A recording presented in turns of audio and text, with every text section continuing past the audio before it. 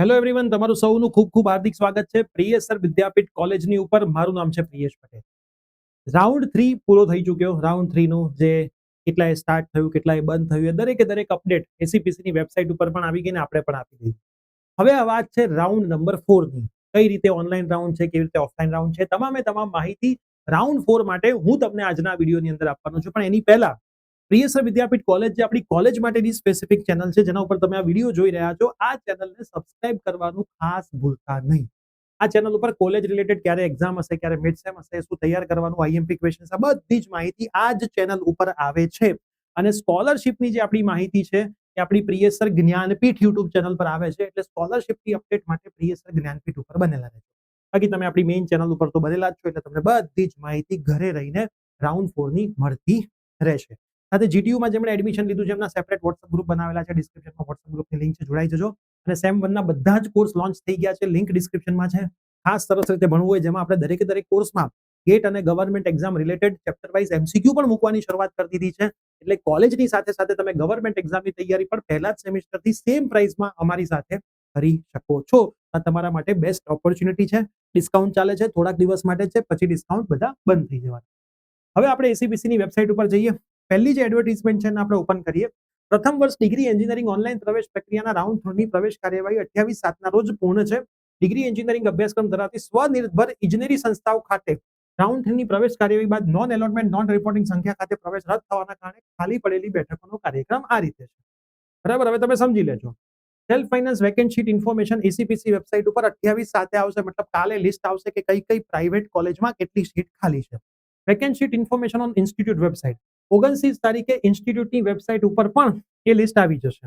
Vacant seat admission SFI application form distribution merit declaration institute website admission counselling. મતલબ હવે જે private કોલેજો છે, જે સેલ્ફ ફાઇનાન્સ કોલેજ છે, એના માટેનો રાઉન્ડ 4 કોલેજ લેવલે જ થશે. બરાબર, તમારે જે તે કોલેજમાં એપ્લિકેશન ફોર્મ કોલેજ વાળા આપશે, એના પૈસા માંગી શકે, ફ્રી આપી શકે, તમારે ભરવાનું, એમનું પોતાનું કોલેજનું પર્સનલ કોલેજનું મેરિટ જાહેર થશે અને ઇન્સ્ટિટ્યૂટ લેવલે જ 28 તારીખથી કામ ચાલુ થશે. બરાબર, છેલ્લી તારીખ 14/8 છે. 14/8 સુધી એડમિશન પ્રાઇવેટ કોલેજો આ રીતે લઈ શકે છે, કરી શકે છે. બરાબર, એટલે કઈ તારીખે કરશે? હવે તમારે માન લો જે પણ પ્રાઇવેટ કોલેજમાં એડમિશન લેવું હોય, જેમાં સીટ ખાલી હોય, કાલે લિસ્ટ આવે અને એ લોકો એનું ભરવા માંગતા હોય, તો તમારે કોલેજ ખાતે બધી તપાસ કરવાની. એસીપીસીમાં એના રિલેટેડ કોઈ તપાસ કરવાની જરૂર નથી. આ પહેલો નિયમ. એડમિશન કમિટીના ઓનલાઈન રાઉન્ડ બાદ સંસ્થા ખાતે રિપોર્ટિંગની છેલ્લી તારીખ અગાઉ જાહેર કર્યા મુજબ 28/7 હતી. ખાલી 28/7 હતી જે આપણી રિપોર્ટિંગ કરવાની ડેટ. ખાલી પડેલ બેઠકો પર પ્રવેશ કાર્ય 28/7 છે. જે સંસ્થા સ્તરે યોજાશે તેનો પૂરો સંસ્થાની વેબસાઇટ પર. મતલબ આ એવું કહેવા માંગે છે કે હવે બધું સંસ્થા જ કરશે. સંસ્થા એનું માર્કેટિંગ કરે, જે કરવું એ કરે, બધું સંસ્થા કરશે. ઠીક છે. અગાઉનો પ્રવેશ સમિતિ દ્વારા ફાળવવામાં આવેલ પ્રવેશ રદ થતા ઉમેદવારને ફી રિફંડ સરકારશ્રીના પ્રવેશ અનુસાર કેન્સલેશન ઓફ એડમિશન અને રિફંડ ઓફ ફીસ પ્રમાણે થશે. એ બધું તમને પૈસા પાછા મળી જશે. આ તો વાત મેં પ્રાઇવેટની કરી. હવે non reporting government grant-in-aid IIT Ram અને એમએસયુ, આનું કેવી રીતે થશે એ આપણે જોઈ લઈએ. એમએસયુ સેલ્ફ ફાઇનાન્સ, કેમ કે ગવર્મેન્ટ એમએસયુ તો ગવર્મેન્ટમાં આવી જ ગઈ. એમએસયુ સેલ્ફ ફાઇનાન્સ અને આઈઆઈટી રામનું પણ આ રીતે થશે. ભલે એ પ્રાઇવેટમાં છે પણ એમનું આ રીતે થશે.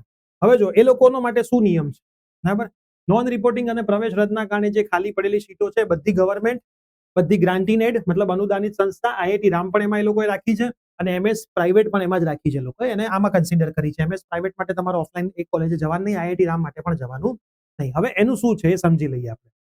જેમાં પ્રથમ વર્ષ ડિગ્રી એન્જિનિયરિંગમાં ભાગ લઈ શકે છે. વેબસાઇટે લોગિન કરવાનું, એસીપીસીમાં જ કરવાનું. લોગિન કરીને રીશફલિંગ પર કન્સન્ટ આપવાનું રહેશે.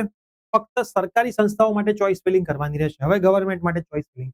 વેબસાઇટ ઉપર દર્શાવેલ ઉપરાંત મેરિટ ધરાવતા વિદ્યાર્થીઓના પ્રવેશ માટે મતલબ આ રાઉન્ડ ઓનલાઈન જ છે. બરાબર, આપણે કેલેન્ડર જોઈ લઈએ. ગવર્મેન્ટ ગ્રાન્ટીનેડ વેકેન્ટ શીટની ઇન્ફોર્મેશન કાલે આવી જશે 28 તારીખે. બરાબર, 28 વિડીયો જોતા હોય તો આજે સમજજો. Online consent and filling and alternating choice. બરાબર, કન્સન્ટ આપવાનું 28, 29 ને 30 3 દિવસ તમારું થશે. જેમ રાઉન્ડ 1 થી રાઉન્ડ 2 નું આપ્યું તો એ બધા કન્સન્ટ હતા ને, સેમ થશે. બરાબર, એટલે 28, 29, 30 માં તમે કન્સન્ટ આપી શકશો, ચોઇસ નવેસરથી કરી શકશો, ઉપર નીચે કરી શકશો, બધું. પણ government grant-in-aid, MSU self finance, MSU government તો ગવર્મેન્ટમાં જ આવી ગઈ અને આઈઆઈટી રામ આટલી કોલેજ માટે થશે, બીજી કોઈ પ્રાઇવેટ માટે નહીં. ઠીક છે. એલોટમેન્ટ જાહેર થશે 1 તારીખે 2 વાગ્યા પછી. કન્ફર્મેશન કરવા માટે 1 તારીખથી 4 તારીખે એ લોકોએ આપેલી છે ને હેલ્પલાઇન નંબર 07926566000. કંઈ કામ હોય તમે આની પર ફોન પૂછી શકો છો. તો હવે સિમ્પલ ભાષામાં સમજાવી દઉં. ગવર્મેન્ટનો રાઉન્ડ હવે ઓનલાઈન છે. પ્રાઇવેટ કોલેજો માટે જે તે કોલેજમાં તપાસ કરો, ગવર્મેન્ટની સાથે સાથે ગ્રાન્ટીનેડ, MS યુનિવર્સિટીની પ્રાઇવેટ અને IIT રામનો સમાવેશ પણ એ લોકોએ ઓનલાઈનમાં કરેલો છે. તો આ સિમ્પલ ફંડો છે. વેકેન્સી કાલે આવી જશે એટલે હું તમને વિડીયો બનાવીને બતાવી દઈશ. પછી જરૂર પડશે તો આપણે એક લાઈવ સેશન રાખીશું. એવું હોય તમે કમેન્ટ કરજો, લાઈવ સેશનની જરૂર હોય તો સરસ લાઈવ સેશન રાખો, આપણે લાઈવ સેશન સેટ કરીશું. આ વિડીયો મેક્સિમમ મિત્રોને શેર કરી દો. સેમિસ્ટર 1 ની તૈયારી આપણા પ્લેટફોર્મ પર પ્રિયસર વિદ્યાપીઠ પ્લેટફોર્મ જે પ્લે સ્ટોર એપ સ્ટોરમાં અવેલેબલ છે. ડિગ્રી ફર્સ્ટ યરમાં દરેક કોર્સ આવી ગયા છે. ક્વોલિટી સાથે ભણવું હોય, સરસ મજાનું ભણીને સારો ગ્રેડ લાવવું હોય, 100% પ્રિયસર વિદ્યાપીઠ પ્લેટફોર્મ સાથે તમે જોડાઈ શકો છો. ઘણા બધા વિદ્યાર્થીઓએ કોર્સ લેવાની શરૂઆત કરી દીધી છે. મેથ્સ 1માં તો 2200 થી વધારે વિદ્યાર્થીઓ થઈ ચૂક્યા છે.